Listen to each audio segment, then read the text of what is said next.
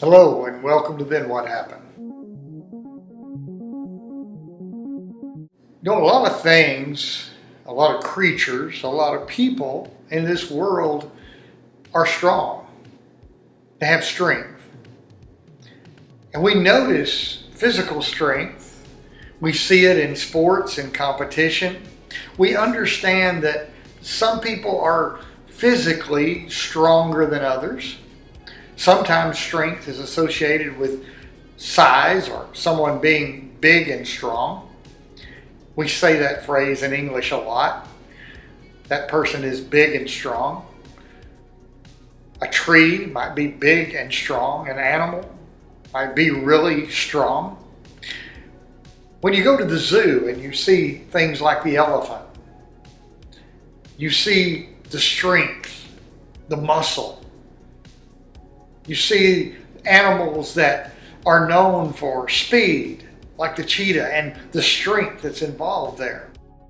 You see a competition, whether it's soccer or baseball, swimming, running. They all require a degree of strength in their own talent, in their own area. We all need to have a certain amount of strength. Working out, exercising, getting healthier, eating better gives us strength physically. It also gives us strength mentally and emotionally. And the greatest strength I can imagine is not the person who is the biggest or physically the strongest, but the person who has a mixture of those things with mental strength, emotional strength. I think I know personally, we all hit times of weakness when something we didn't see coming came our way and maybe hit us in a way or in an angle that we were not expecting. And we recognized at that moment a weakness that we felt. We didn't feel quite as strong. But the things that we do when we work, when we put our mind and our emotions into the job today, when we did the tasks that were at hand, we exhibited some strength. One of the times that I feel strength is when I'm with friends. One of my viewers this week commented on being with friends being an essential part of their life and their happiness and their goal. I agree wholeheartedly. Being with good people is a source of strength. Listening to their words. When I was real young, I didn't listen enough. I was always busy doing something on my own, trying to accomplish something. And I missed a lot of good listening opportunities. But as I started getting older and realizing a lot of my strength comes from what I hear others say. And even just when I'm sitting around with my friends or my family, and we're connecting and we're building strength. As I think thoughts of those who have gone before us, philosophers and scholars, those who know, those who have experienced life, and I try to learn from them, I gain some mental strength. And none of that can be printed on a certificate and awarded to us.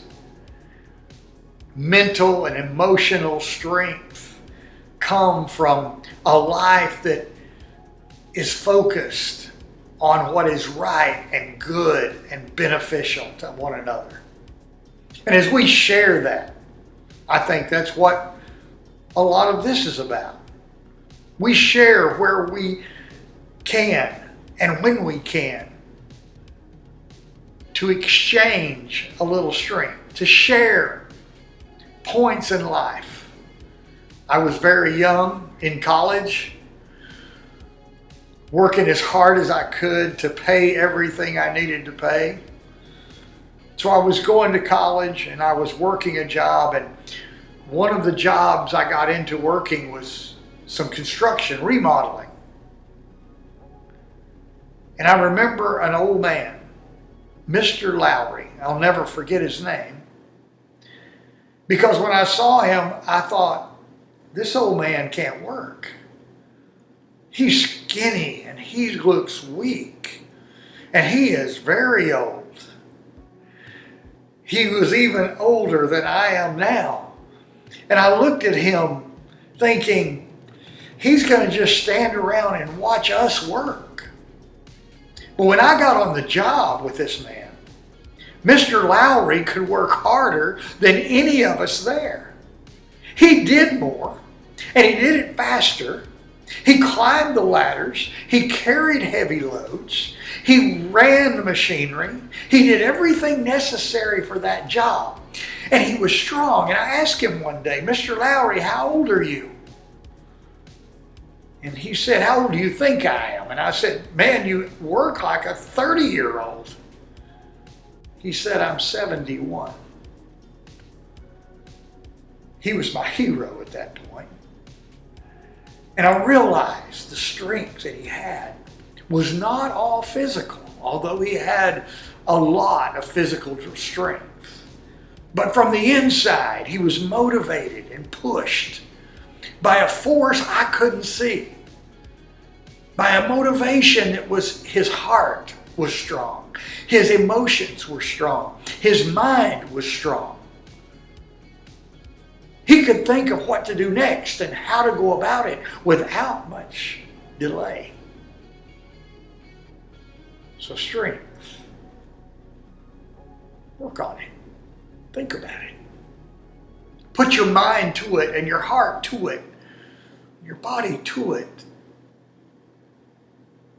And face the challenges with a degree of strength for tomorrow.